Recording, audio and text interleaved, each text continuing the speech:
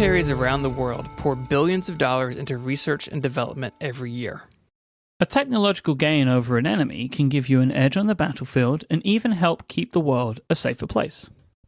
According to a story first told in the 1950s, the U.S. Navy was experimenting with making its ships invisible during World War II. Welcome to the Philadelphia experiment. The Philadelphia experiment is an alleged military experiment that is said to have taken place in the Philadelphia Naval Shipyard in October 1943. In the story, the Navy destroyer escort USS Eldridge was claimed to have been rendered invisible. Now, I'm going to stop you before I let you go any further, because it is widely understood that the Philadelphia experiment is a hoax. We need to just state that now. But it's still incredibly interesting to just hear about this. The US Navy said that it never happened, and that some of the details of the story not only contradict each other, but also break the laws of physics. Well, let's not be too hasty. Let's get into the details a little bit.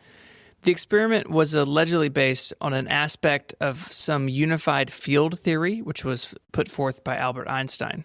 It describes joining electromagnetic and gravitational fields. According to some, the combining of these fields with large electrical generators would allow the bending of light via refraction, making an object invisible. People claimed the Navy was working in this area to cloak warships. Others claimed that naval researchers were preparing magnetic and gravitational measurements of the seafloor, and still others believed that the Nazis were working on anti-gravity experiments. There was some belief that the USS Eldridge was outfitted with electrical generators and other equipment in the summer of 1943. One test allegedly resulted in the Eldridge being rendered nearly invisible, with some witnesses reporting a greenish fog appearing in its place. Crew members supposedly complained of severe nausea and other ailments after this experiment. Other people claimed that some sailors were embedded in the metal structures of the ship. One sailor was said to have ended up on a different deck level altogether and had his hand embedded in the still hull of the ship. Believers claimed these issues were due to miscalibrated equipment, of course. Oh. But seriously, though, right? Like, if you have a hoax that you want to tell, know when you're letting yourself get too far. I think the idea of people becoming embedded in metal structures may have been just a little step too far. Well, just keep paying attention, Mike. On October 28th, 1943, things get real in the stories. In this test, the Eldridge not only becomes invisible, but disappeared from the area in a flash of blue light and was teleported to Norfolk, Virginia, over 200 miles away. It is claimed that men on a ship in Virginia saw it before it reappeared again in Philadelphia. The cherry on top, it was said that the ship also traveled back in time 10 minutes during this time, because why not? I mean, sure, let's just keep going. While the crew may have been a little messed up after the previous experiment, this time the story gets really upsetting. Some crew members were said to have physically fused to the bulkheads of the ship. Others rematerialized inside out, whilst some simply didn't reappear. Inside out. God. Conveniently for the story, those who survived were supposedly brainwashed to keep the experiment quiet. Yep. Sure. This is where we have to reiterate, and I would like to strongly reiterate, that this story is considered a hoax. This sort of technology would break all of the laws of the natural world. Plus, turning your crew inside out is just super bad for morale. If you're looking for a mutiny, that's how you're going to get it. This week's episode of Ungenius is made possible by Tom Bin. Tom Bin bags are made in the USA. To order now, go to tombin.com. That's TOMBIHN.com. Tom Bin, lifetime guarantee, superior construction, thoughtful design. That sums up completely the way I feel about my Ristretto bag that I have from Tom Bin. It is made so well, it works perfectly every time, and I am astounded by how much stuff I am able to fit into a bag that's supposed to be just for an iPad. Thanks to Tom Bin for supporting Ungenius and all of Relay FM. Let's talk about the hoax. Let's start with a man by the name of Morris Jessup. He was an astronomer who published a book titled The Case for the UFO in 1955. In it, he shared theories about the different means of propulsion that flying saucer-style UFOs may use.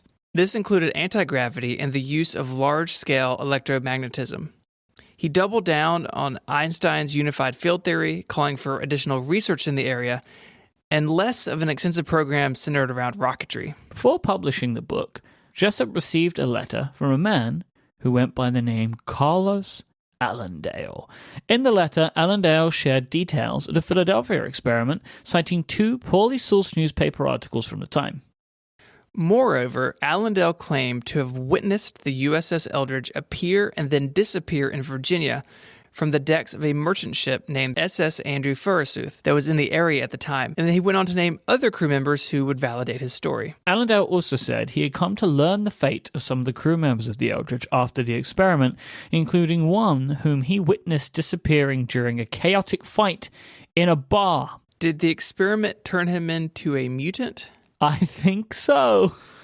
Just gonna keep going. Allendale then wrapped things up with a nice bow.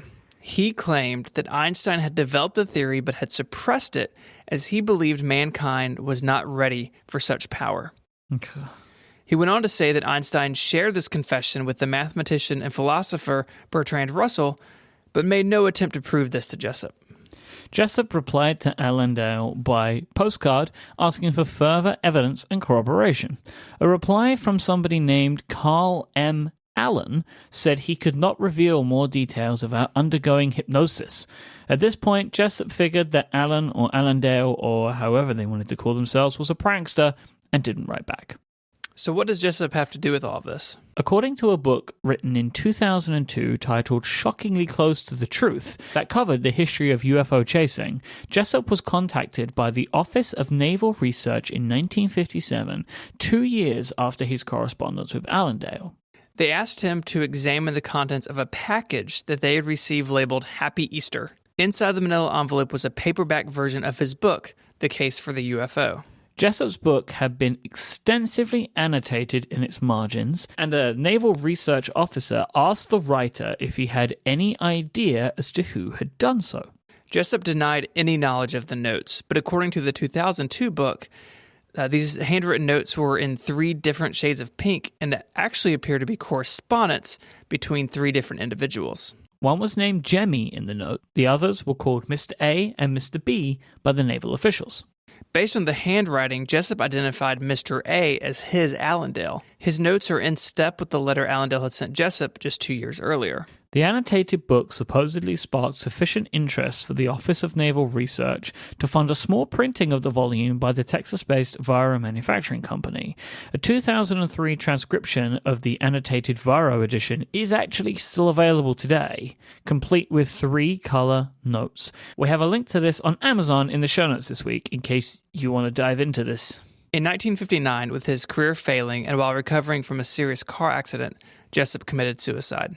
This story continues to make news, though, decades later even. In 1980, Robert Gurman wrote that Carlos Allendale / Carl Allen was a man named Carl Allen who lived in New Kingston, Pennsylvania. Allen's history of psychiatric illness may have led him to fabricating the primary history of the experiment.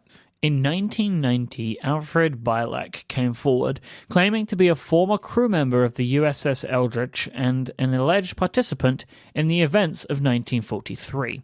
The details he shared jive best with a 1984 film about the happenings aboard the ship.